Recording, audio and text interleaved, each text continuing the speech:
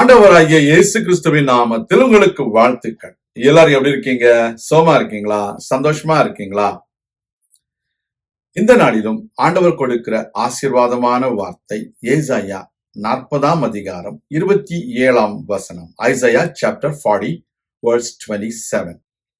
யாக்கோபே, இஸ்ரவேலே, என் வழி கர்த்தருக்கு மறைவாயிற்று என்றும் என் நியாயம் என் தேவனிடத்தில் எட்டாமல் போகிறது என்றும் நீ சொல்வானேன்?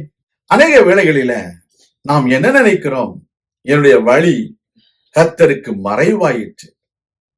நான் போகிற இந்த கடினமான வழியிலே, கரடுமுரடான பாதையிலே, மேடு பள்ளம் நிறைந்ததான பாதையிலே நான் போய்கொண்டிருப்பதை கர்த்தர் அறியாமல் இருக்கிறார் என்று சொல்லி நாம் சலித்துக் கொள்ளுகிறோம். ஆனால் ஆண்டவர் என்ன கேட்கிறார்? உடைய வழி எனக்கு மறைவாயிற்று என்று நீ நினைக்கிறாயோ என்று கேட்கிறார்.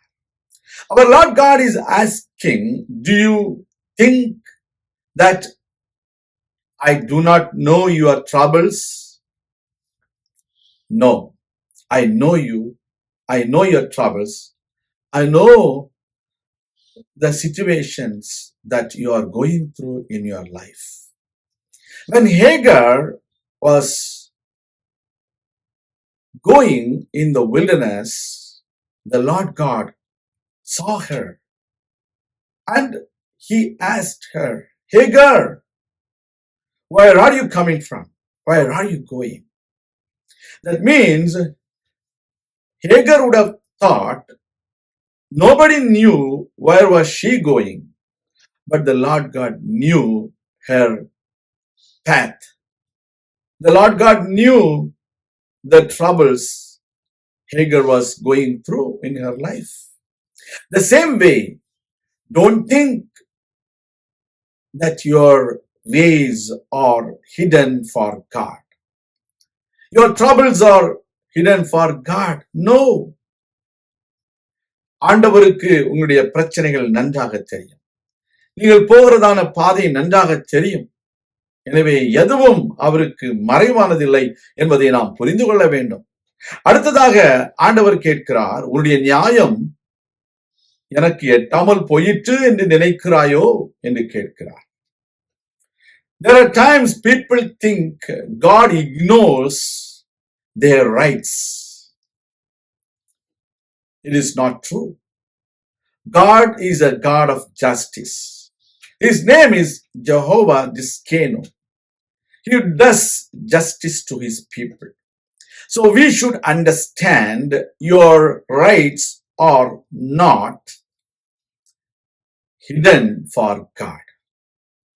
Or God has not forgotten your righteousness. He will always do justice. He will always do something right in your life. So you need to understand, we are serving a God who has all ability to understand our situations. He is able to understand our situations.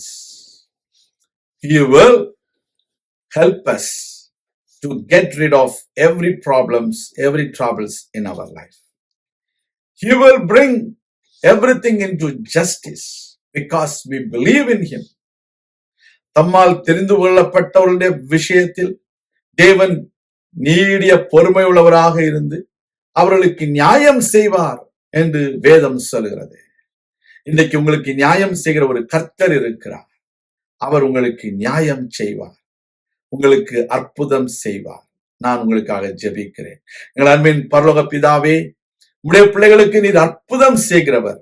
உம்முடைய பிள்ளைகளுக்கு நீர் என்னென்ன விதத்துல நியாயம் கிடைக்க வேண்டுமோ அந்தந்த விதத்துல அவர்களுக்கு நியாயம் செய்து அவர்களை ஆசீர்வதிக்கிறவர் நீர் என்று நாங்கள் அறிந்து உமக்கு நன்றி செலுத்துகிறோம்.